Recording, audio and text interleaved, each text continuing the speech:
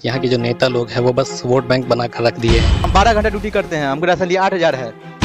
अगर यहाँ वही रोजगार लगा देते तो हम लोगों को इतनी परेशानी नहीं होती, हम लोग यहीं अपना गुजर बसर करते। हम अभी पीएचडी कर रहे हैं। कुछ साधन सरकार कुछ ध्यान ही नहीं देता है यहाँ पे, क्योंकि यहाँ पर जो पीएचडी किया है, बीटेक किया है, बीएड किया है, सब बेरोजगार है यहाँ पे। और जो मुद्रा उठाता है उसको दबा देता है। अभी कुछ कहना बेकार है कि हमको भी नहीं पता है खुद किधर से ईडी आ जाएगा। सिर्फ सरकार की गलती लगती है हमको। कंपनी आना चाहता है, मैं चल कर हमको टैक्स दो, पहले हमको टैक्स दोगे तभी हम आएंगे। कुछ कहना चाहेंगे आप सरकार को? सरकार को तो हम इसी कारण रोजगार पैदा करें, कंपनी सब लाए। सबसे कंपनी लाएंगे तो लोग अपने रोजगार थी, अपना पढ़ाई थी, एजुकेशन बढ़ेगा। अरे चले एजुकेशन कर लेते हैं तो कोई जॉब मिलने लग जाएगा। सिस्टम ही खराब है, सबसे जरूरत है। ऊपर से खाली टाइट कर देता है कि इतना टाइम 9 बजे नेट आना है, हमको हाजी बनाना है और 4 बजे हमको जाना है। बच्चे क्या कर रहे हैं बताने, मतलब टीचरों को परेशान किया जा रहा है यहाँ पे। सीटेट पास है फिर भी बेरोजगार बैठे हुए हैं। अच्छा, सीटेट पास है फिर भी बेरोजगार है, ऐसा क्यों? तो सवाल सरकार से करना चाहिए ना। यहाँ के लीडर स्ट्रांग हो रहे हैं ना, वहाँ का एजुकेशन वो तो ऊपर जाता है। ये आपसे ही पूछ रहे हैं कि गलती हो कहाँ रहा है। जब बोल रहा है कि वैकेंसी दे रहे, कितना हल्ला होगी वैकेंसी दे रहे, तो फिर नोटिफिकेशन अभी तक क्यों नहीं आया? टीचर मार खाएगा तो अच्छा लगेगा? बताइए। तो पूरा सरकार है गलती, आप भी जान रहे हैं, हम भी जान रहे हैं, पूरा सिस्टम ही फॉल्ट है।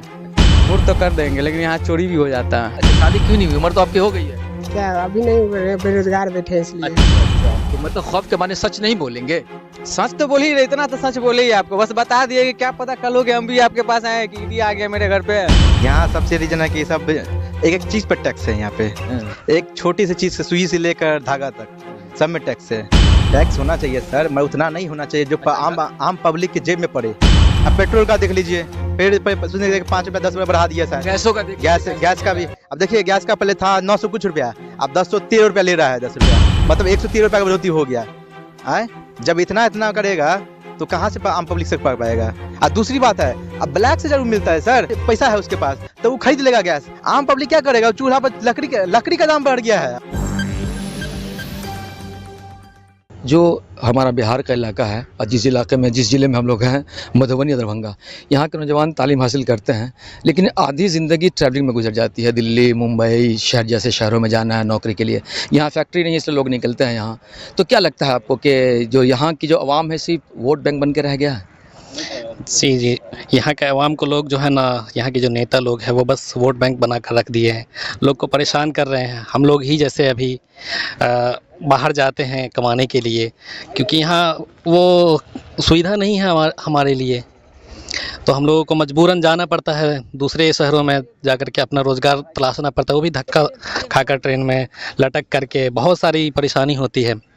अगर यहाँ वही रोज़गार लगा देते तो हम लोगों को इतनी परेशानी नहीं होती, हम लोग यहीं अपना गुजर बसर करते।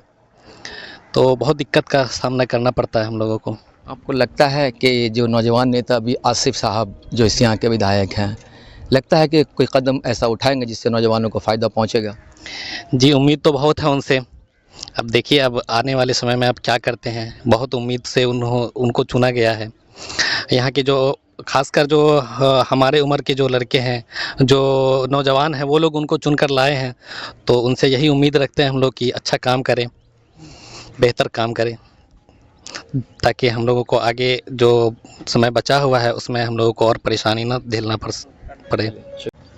क्या नाम है आपका? मेरा नाम रोहित कुमार हो गया। कहाँ से आ रहे हैं? मैं प्रॉपर मधुबनी का हूँ, मरी टाउन का। अच्छा, अभी कहाँ से आ रहे हैं साइकिल से आप? अभी तो हम क्रिस हॉस्पिटल सामान पहुँचा के आ रहे हैं, दवा। अच्छा, दवा में सप्लाई करते हैं आप? हाँ, फार्मेसी। अच्छा, कितने पढ़े लिखे हैं? हम अभी पीएचडी कर रहे हैं। अच्छा, पीएचडी कर रहे हैं। तो आपको लगता है कि यहाँ एजुकेशन लेने के बाद यहाँ लोगों को नौकरी लगती है? देखिए अभी तो वो साधन नहीं है यहाँ पे, सबसे बड़ी रीजन बात है कि कुछ साधन सरकार कुछ ध्यान ही नहीं देता है यहाँ पे, क्योंकि यहाँ पर जो पीएचडी किया है, बीटेक किया है, बीएड किया है, सब बेरोजगार है यहाँ पे। सब एक ही लाइन में घुसने चाह रहा है, समझे? आपको क्या लगता है, कोई आशा लगती है आपको कि मतलब कुछ रोजगार का कोई यहाँ जरिया बनेगा? अभी तक तो नहीं है यहाँ पे, सरकार ध्यान भी नहीं देती है ना एजुकेशन। अब अपना अति काम में बिजी है, ये जनता लोग अपना काम में बिजी रहता है। कोई मुद्रा उठाएगा तब तक बात होगा ना, कोई मुद्रा उठाना नहीं चाहता है बिहार में, सबसे रीजन बात है। और जो मुद्रा उठाता है उसको दबा देता है, सबसे रीजन बात वो है। अच्छा, समझे? नहीं, सबसे रीजन वाली बात वो है। कभी ये बोल दिया ज़्यादा तो उसके पीछे कुछ ईडी लगा दिया, सीबीआई लगा देता है। हाँ, ये थाना वाला बोला रहता है इसको दबा दो, तो मैटर क्लोज हो गया वहीं पर। तो किसकी गलती लगती है आपको? देखिए सिर्फ सरकार की गलती लगती है हमको। सरकार स्ट्रांग रहेगा, कहूँ भी जाइएगा, यदि जिसका लीडर स्ट्रांग रहेगा उसका टीम भी स्ट्रांग रहेगा। तो आप लोगों ने वोट दिया तो चुन के ही दिया होगा फिर। हम तो ये चुन के ही दिए वोट कि कुछ अच्छा करेंगे, एजुकेशन के बारे में, रोजगार पैदा करेंगे। सबसे रीजन का रोजगार, सबसे रीजन बात वो है। और दूसरी बात है कि यहाँ कोई कंपनी सब नहीं ना है, कंपनी सब आएगा, सरकार लाएगी तब ना होगा यहाँ रोजगार। सबसे रीजन बात है कंपनी सब आएगी है, और कंपनी आएगी, कंपनी आना चाहता है, मतलब का हमको टैक्स दो, पहले हमको टैक्स दोगे तभी हम आएंगे। आए कोई अपना बिजनेस पहले खोलेगा, बढ़ाएगा बिजनेस को, तब ना आपको टैक्स देगा। पहले ही टैक्स अधि बांध लीजिएगा, हमको इतना चाहिए, तो कोई कंपनी थोड़ी आएगा आपके पास बिजनेस करने के लिए, और उससे रोजगार नहीं पैदा होगा। आप पीएचडी कर रहे हैं, आपको लगता है कि पीएचडी करने के बाद यहाँ आप कहीं ना कहीं आप रोजगार आपको मिल जाएगा? देखिए पीएचडी करने के बाद हमको, जब हम ग्रेजुएशन कंप्लीट किए थे, हमको नहीं पता था कि हमको रोजगार मिलेगा, समझे ना। एक साधन, कुछ साधन नहीं है, सबसे रीजन बात है मुझे। तो कुछ कहना चाहेंगे आप सरकार को? सरकार को तो हम इसी कारण रोजगार पैदा करें, कंपनी सब लाए। सबसे रीजन कंपनी लाएंगे तो लोग अपने रोजगार अपना पढ़ाई थी, एजुकेशन बढ़ेगा, अरे चले एजुकेशन कर लेते हैं तो कोई जॉब मिलने लग जाएगा। अच्छा बताइए, अगर एजुकेशन की बात करें तो सरकारी स्कूल का हाल कैसा है? अंदर से तो मतलब बाहर से तो चकाचक है बिल्कुल, लेकिन अंदर के एजुकेशन का क्या हिसाब किताब है? देखिए सर, हम खुद सरकारी स्कूल से पढ़े, गवर्नमेंट स्कूल से पढ़े हैं, हम जानते हैं कि क्या क्या हम लोग भी पढ़े हैं। हाँ, सब पढ़ा है वहाँ पे, ये स्कूल में, सरकारी स्कूल में सब पढ़ा है। क्या चलता है क्या नहीं चलता है कि नहीं, यहाँ सिस्टम ही खराब है। सबसे जरूरत है, ऊपर से खाली टाइट कर देता है कि इतना टाइम 9 बजे नेट आना है, हमको हाजी बनाना है, और 4 बजे हमको जाना है। बच्चे क्या कर रहे हैं वो तो नहीं, मतलब टीचरों को परेशान किया जा रहा है यहाँ पर, सीधी बात है। टीचरों को परेशान किया जा रहा है, कौन कर रहा है परेशाान? देखिए ये सरकार कर रही है ना। वो कैसे कर रही है? देखिए जब पढ़ाना है 10 मिनट तक लेट कोई आ जाता है, मान चलिए, तो थोड़ी स्पीकर बैंड लगा दीजिएगा स्पीकर। हाँ तो आजकल ऐसा भी तो होता है ना कि आते हैं, वो हाजिरी लगाते हैं, गायब हो जाते हैं, बच्चा लोग खेल रहा होता है। हाँ, ये भी एक रीजन है, सरकार का भी कमी है, यहाँ टीचर का भी कमी है। दूसरी बात है कि यहाँ का माहौल, पढ़ाई का माहौल कौन बनाएगा? ये तो सरकार बनाएगी और जनता बनाएगी। अच्छा हाँ, जनता बनाएगी कैसे और सरकार कैसे बनाएगी? यहाँ पर तो कि कोई गुटखा खा रहा है, थूक दिया, यहाँ सरकार थोड़ी देखने आएगा, यहाँ तो जनता लगेगा कि यहाँ साफ सुथरा रखना है हमको। आपको लगता है कि गलती जनता की है? जनता की भी है, सरकार की भी है, दोनों की गलती है हम समझते हैं। तो आप ये मानते हैं कि सरकारी स्कूल में पढ़ाई सही नहीं हो रही है? देखिए सरकारी या प्राइवेट है, कोई हम तुलना नहीं करते किसी में। जहाँ के लीडर स्ट्रांग रहे ना, वहाँ का एजुकेशन वो तो ऊपर जाता है। नहीं, ऐसा भी है ना कि अगर स्कूल में पढ़ाई सही नहीं हो रही तो आदमी अपने बच्चों को मजबूर होता है कि हम प्राइवेट स्कूल में पढ़ाएंगे, ज़्यादा फीस भरनी पड़ती है, लेकिन रोजगार नहीं है, फिर ऐसे में तो दिक्कतें हैं। सबसे रीजन वाला रोजगार, वो प्राइवेट में कैसे पढ़ाएगा? उसके पास 8,000 तनख्वाह है, 4,000 5,000 तक उसका घर में चला जाता है, 3,000 में कुछ रखेगा कि बच्चा को पढ़ाएगा वो? तो जनता को क्या कहना चाहेंगे? जनता ये करे तो जनता कुछ नहीं कर सकता है यहाँ पर सरकार कोई कंपनी उपनी लाए तब रोजगार कुछ पैदा होगा। यहाँ देखिए हम 12 घंटा ड्यूटी करते हैं, हमको राशन लिए 8,000 है। हम चाहते हैं कि ये काम छोड़ के अगर दूसरा काम बढ़िया काम मिल जाए तो उतना ही काम में अगर 6 घंटा काम करना पड़े, तनख्वाह हमको 12,000 मिल जाए तो हम ये भी संभाल लेंगे, वो भी संभाल लेंगे। क्या नाम है आपका? चंदन कुमार। चंदन कुमार, क्या करते हैं आप? फिलहाल तो अभी पढ़ ही रहे हैं। अच्छा, कौन से क्लास में पढ़ रहे हैं?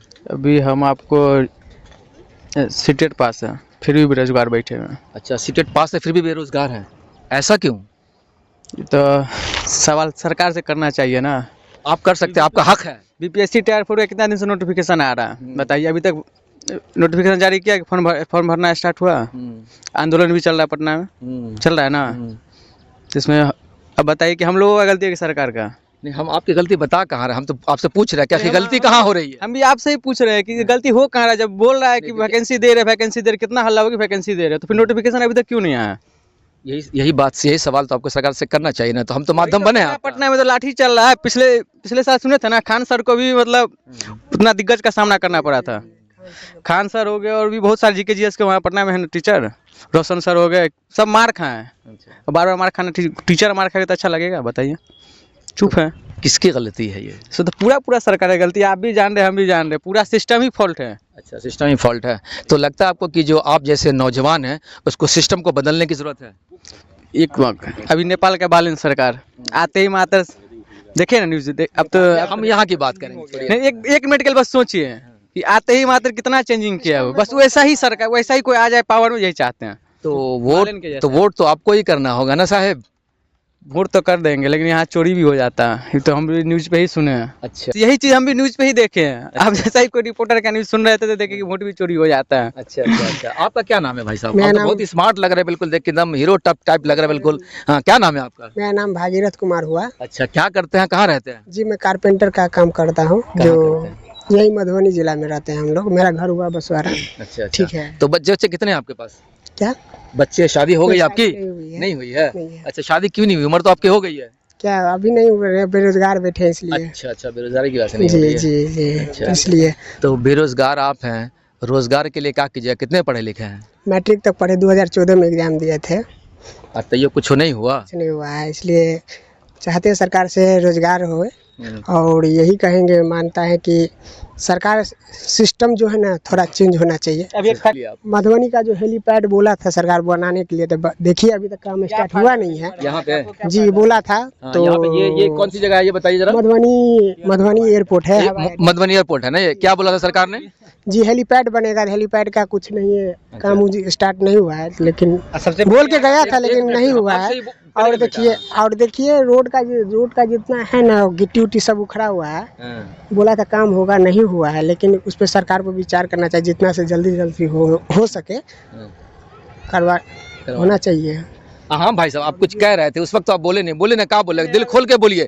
अब ये पब्लिक मंच है, दिल खोल के बोलिए। अभी एक पंडोल में फैक्ट्री खुला है ना। अच्छा, खुला फैक्ट्री खुलने से पहले कितना बोला गया, नौकरी नौकरी नौकरी नौकरी, इतना आवेदन दिया गया, फॉर्म दिया गया। अभी सारा फॉर्म और जितना आवेदन सब डस्टबिन में फेंका हुआ। तो ऐसा आपको कैसे पता लगा?